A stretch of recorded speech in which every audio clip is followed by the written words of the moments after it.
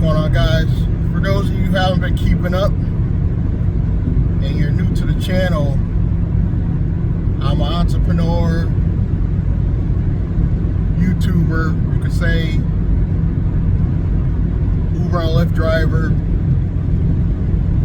all around hustler pretty much. I live in a 3-family apartment building. It may be my last year, I'm not sure. But let's just say I have a flexible landlord. My last landlord was the total opposite.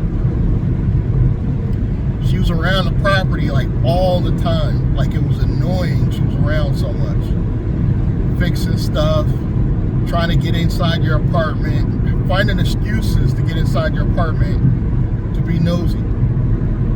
So I couldn't sublease. My goal was to sublease because I can't afford the rent increases in Connecticut, as I'm sure a lot of you can't. And I was trying to do the room rental hack, but it was very difficult with the last landlady. Thank God she sold the property.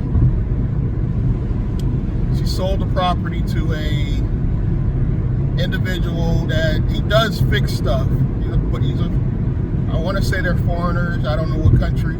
They're brown skinned. I don't want to say what country because I'm not even sure what country. It's not that I don't want to say. And I don't ask questions like that. But let's just say he's flexible. And he's the total opposite of the last landlady. He's never around the property, but when I can't say when I called him a few times to fix stuff, he does show up. So I'm not going to say he doesn't do that. But he's not around a lot. He's not being nosy. He's not trying to get in my apartment like the last lady.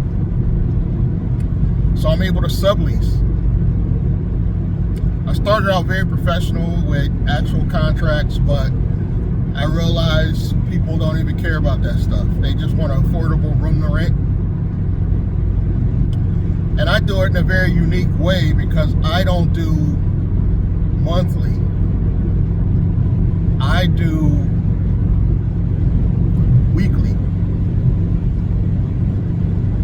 And one of the reasons why I do weekly is because you're dealing with people that,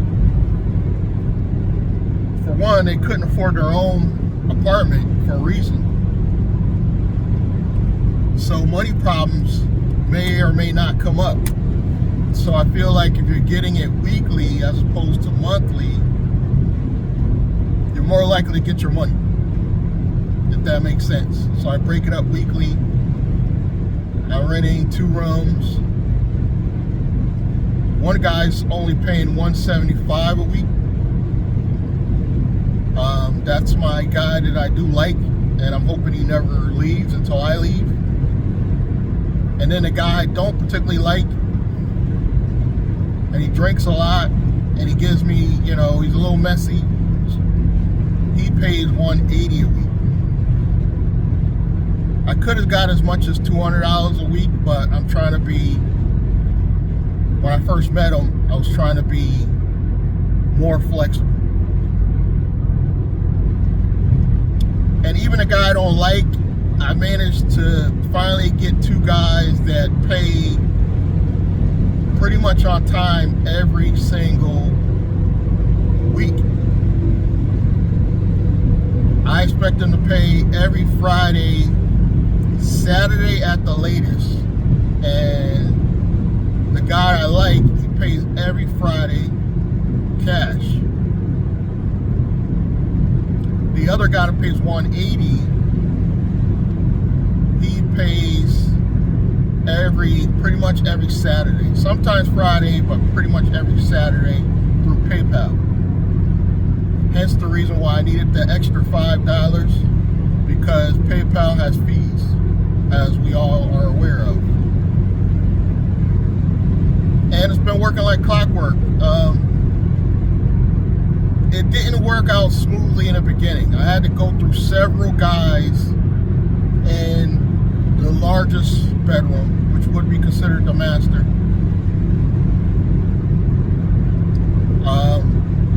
Several guys, messy guys, paying late guys to finally come to these two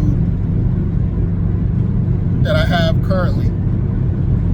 One, even though the guy that pays $180, even though I currently really don't like him, I can't say he doesn't pay his rent on time. He pays his rent on time like clockwork, up to so far. But the room rental hack is not easy. I don't want anybody to think it's easy, because you got to deal with several different personalities, and you got to screen these people. I managed to screen them by first putting an ad in Craigslist. That's how I get these guys. I put ads in Craigslist, and what's been very effective, but you are going to bring a certain crowd, is I always include weed friendly. And not every person smoked, but by including weed friendly, they feel comfortable enough that I get a lot of responses. I get responses quickly. Like, even if these two guys were to move out tomorrow, just with Craigslist, I usually get 10 to 20 responses on my ads. And I'm not that creative. I will use like ChatGPT or Gemini. Use AI technology to your advantage. It works. And I've managed to do that with the one room over and over and over. The one guy, he's been there probably the longest. He pays $175, and he's been there the longest in the same room. But the other room with the guy I don't like, I've went through several different guys. Finally got to this guy, who of course I didn't know he drank a lot and some other things, but I'm pretty confident that I could get more people. But my goal is to eventually, like most people, my goal is to eventually be able to buy my own property with everything I'm doing, which is Uber, Lyft, online affiliate marketing, and renting the rooms. I'm hoping eventually I can scrape up enough to buy a small 2 to 3 bedroom house for myself. I don't have any young children. My daughter's grown. That's who I'm actually going to visit today. Every time I do a video, it seems like I'm going to her house, but she actually moved further away. She was only 30 minutes away. Now she's closer to an hour in Danbury, Connecticut, if you're familiar with Connecticut. And I'm going to see her today. So I don't have any young children. So it's just going to be me. Hopefully I'll get a dog, maybe a cat. I like animals. I just haven't been able to get my own animal while I'm in my current situation. But once I completely settle down in my own property, I'll probably get maybe a dog, more likely a dog, but possibly a cat, or both, if I feel I can afford it. And focus on generating more revenue through this transportation company. I'm trying to transition out of Uber and Lyft into my own transportation company, and hopefully that will be the start of funding what will be a living trust. And then based around the living trust, create more opportunities and companies that I'm either going to purchase, buy, sell. I feel that probably the rest of my natural born life I'll be an entrepreneur. I don't feel that the job force is ever going to work out for me. It never has. It's been unkind to me. People have been very unbearable to deal with in the job market. Really almost unbearable. Especially retail. When I had my own retail store, it wasn't bad. My own cell phone store. I didn't make any money. I didn't make any real money, but I met a lot of friendly people, which almost made it worthwhile, even though I wasn't making a lot of money. But I feel as if I'm on the right track. It's just I don't want you guys to think that doing this room rental hack is going to be easy. You can actually use ChatGPT and Gemini to help you with pointers or how to structure if you want to do contracts or if you're going to do contracts or create contracts. I think I did use ChatGPT to create my first contract, but I found that the people I deal with don't even care about the contracts. But if you want to be professional and you're in let's just say a more upscale neighborhood or environment, I recommend you either go to Staples, purchase contracts, or you create your own and make them sign them, because something could occur. You probably should have renter's insurance. That's one of the problems where the guy that I don't like, he's always like burning food. And God forbid if something happened where he burnt down the apartment, I'd be through. So you probably should have renter's insurance. But it hasn't been, the only thing that's been difficult with the room rental hack is dealing with different personalities. It's not easy. I will say this. When I lived with my mother and my brother in Waterbury, we were renting a whole house, and my grandmother, before she died, I could say renting to strangers, you're more likely to get your money than dealing with your own family. I know that sounds crazy, but your own family is more likely to take advantage of your kindness than dealing with strangers. Dealing with strangers, they'll respect you a little bit more than your family. And even though my mom came later, my mom has never been the responsible type. So I was taking care of her mother, my grandmother, up until she died. My mom did come up to help later. My mom's been an addict most of her life. So it was actually my grandmother that raised me I was taking care of.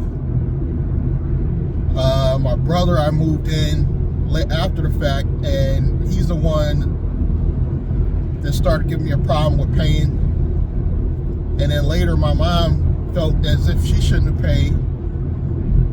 And then right before my grandmother died, who I took care of most of her life, before my mom came down, my mom does something underhanded and takes power of attorney away from me,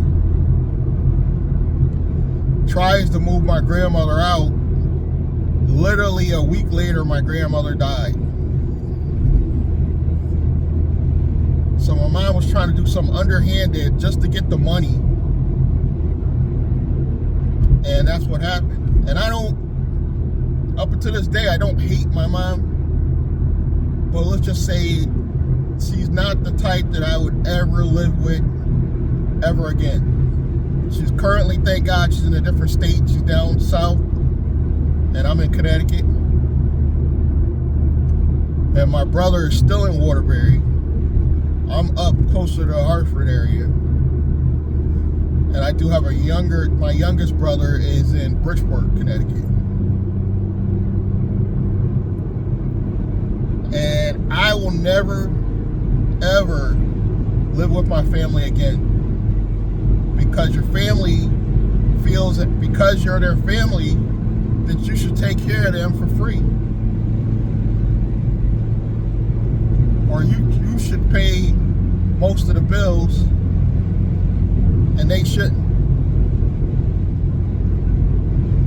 Now I understand what my aunt was going through, because we were living with my aunt at one point, and she was in my position where she was making sure things were paid. She collected the money, made sure things were paid. Now I understand. I never understood my aunt, honestly. At the time, me and one of my brothers, my grandparents, were all living in a house in my aunt's name. She actually owned the property. And I thought she was being like a dictator and mean. But now that I'm in her position, I understand my aunt more than I have ever in my whole life. And I regret not understanding her while she was still alive. I really do. Because she's no longer here. She's actually the youngest. She was younger than my mother. But she died recently, some type of cancer. I say recently, but it was probably 3-4 years ago. And it's funny, I understand her more than I ever have in my entire life because I'm in her position. And I realize family will try to take advantage of you. So I will never do that again. And even though I love my daughter, I would prefer not to even live with her because I don't want to be that any conflict.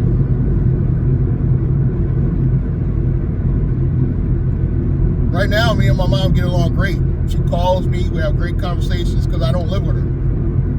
I will say I don't speak to my brother that used to live with me at all, but that's by his choice because he doesn't speak to anybody.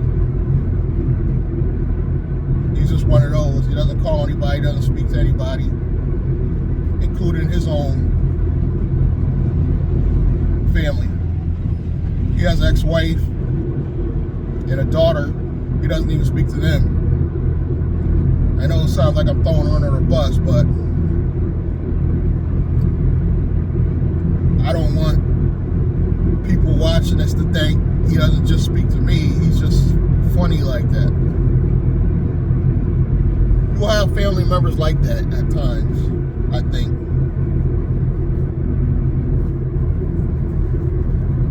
Some people, they just choose to not want to talk to family or be distant. But he's not far from me. He's in Waterbury, Connecticut.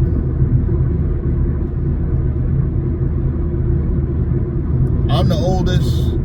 The one in Waterbury is the middle brother. And my youngest brother is in Bridgeport. And I still love my family. I love them all, but I would just never live with them ever again. There was just too much conflict going on. At the time, I was smoking weed. I was drinking more. I don't do any of that now. I barely drink. I'll sociably drink. I'm not going to say I won't. Like if I'm at a party or something like that, or an outing or event, I will have a beer. Maybe even 2. Well, on a day-to-day, I don't drink. And I just quit smoking, like, I want to say going on 3 months ago. And one of the reasons why I stopped smoking is for health reasons, really. Because I just was feeling so sick. I don't know what it was, but it was something that I couldn't breathe in my, it was a lung thing. I didn't go to the doctor like most black men are stubborn. I just stopped smoking, and eventually I got better. I took it as it was just a cold, but honestly it could have been more serious. And that led me on a journey where I think I'm going on a journey where I want to be healthy in general. I very rarely will eat anything fast food. I think the last fast food I had was Jersey Mike's. So I was at my daughter's house and everybody wanted to go out and eat something. And I did have Jersey Mike's, but I haven't done McDonald's, Burger King, Wendy's, KFC, none of that for months. And I feel healthier. It's funny, I actually feel healthier. The only other step I want to start doing is start taking more vitamins. I want to try some of that sea moss. Hit me in the comments if you guys have had any experience with sea moss. I've heard nothing but good stuff about sea moss. But back to the room rental hack. It is a way to pay your rent, because technically the money that I get from these two guys covers the entire rent. Doesn't necessarily cover the cable bill. I gotta pay that, the electricity, the gas. I even buy the toiletries. I will buy like paper towels, toilet paper. And one of the problems I got is the one guy that I don't like, I do gotta clean up behind him in the kitchen a little bit. You know, I cussed him out one time and he's gotten better. I will say that. He's gotten a little bit better. A little bit. But I still gotta clean up behind him. And I gotta clean up behind both guys a little bit in the bathroom. But it's kind of worth it if you look at it as I have enough to cover my rent. But if the landlord raises the rent again, I think I'm on my way to looking for my own place at that point. I have about $2,000 in security that the landlord owes me. That at the very least, I'll get most of that because he's not going to find a lot of damages.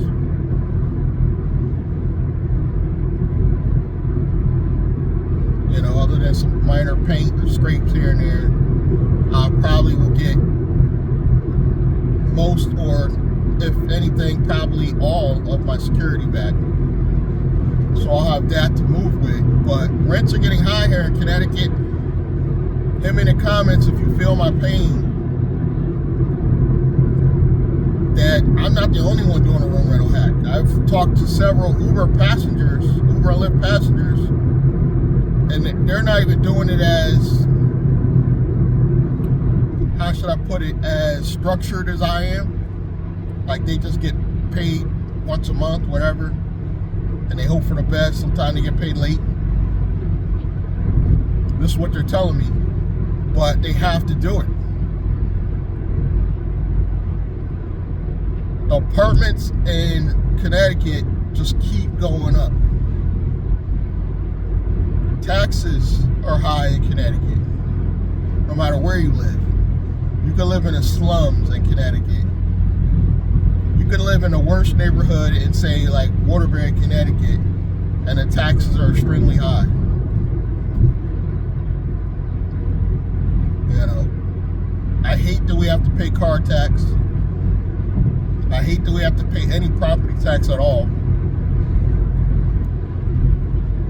But the one thing about Connecticut, and why a lot of people from down south are coming up this way, is we have jobs.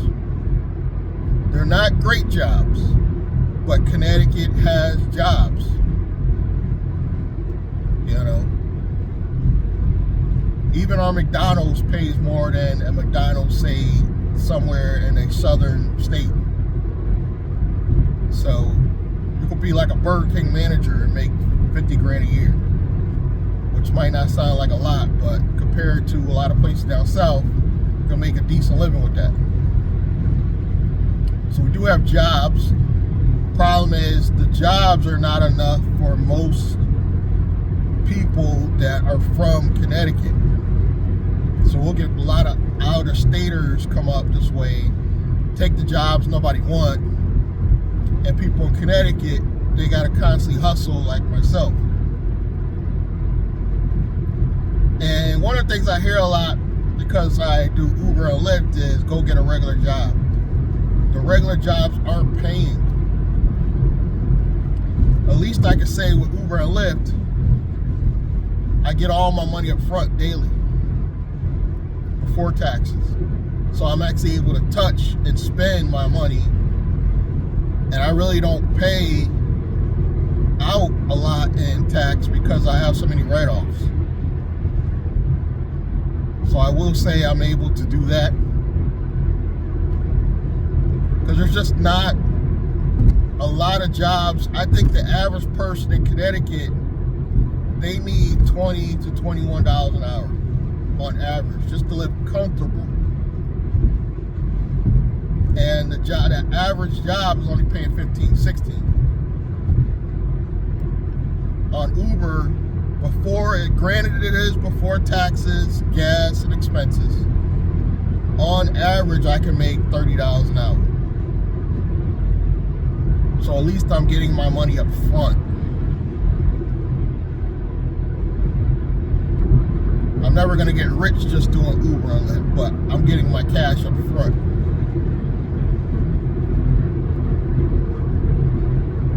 But I just wanted to give you guys an insight into the room rental hack, and I'm not gonna lie, this might be, like I said, it's really dependent on whether or not this landlord raises my rent or not again. I'll probably know by like July, August, if he's gonna raise it again. If he raises it again, I'm done. I'm gonna start looking for somewhere else to live by myself. Even if it's just a condo, renting a condo or apartment by myself, studio, something. I actually would be happy in a small studio right now. If I could find one for say $1,000 a month. Even $1,000 a month, I probably would take it. And that sounds kind of high to me, because you got to remember, that's just the rent. You still got to pay electricity, gas, cable. And at that point, I probably still wouldn't even have a pet. So now I see why guys are just moving in their girlfriend, because they need the extra income. You know?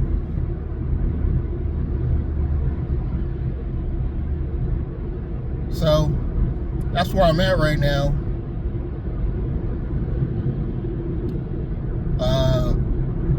I'm going to continue on, focus on building my own business while I'm going through the struggle, and in the event that brings in more income, that will solve my problems, really. Or if I get monetized on YouTube and was able to bring in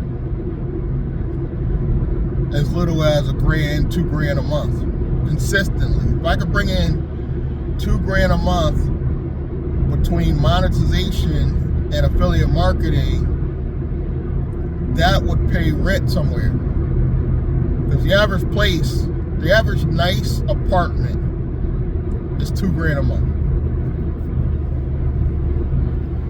That sounds extremely high, but it's not anymore. That's like $1,000 like 5 years ago. A decent apartment that the average person would be like, oh, this is nice. It's $2,000 a month. If I could find a way to generate an extra $2,000 a month, all my problems are solved, and I can live alone.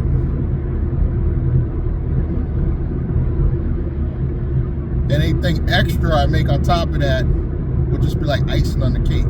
Because I'm at about $3,000 to $4,000 a month, I would say. My lifestyle requires me to have about 5 to 7 grand a month. It's got a lot of expenses. I got credit cards, I got a car loan, gas, cable, electric. I don't even buy new clothing, so it's not even like I'm buying clothes and all that all the time. I'm an Uber driver. I wear the same shit almost every other day. But that's it, guys. Thank you guys for listening to my rant for today. My room rental rant, let's call it. If you want to see more, hear more about my journey, subscribe, like, comment. I do apologize for the glare, but I'm on the road. It's a sunny day, and I hope I will catch you guys in the future. Thank you.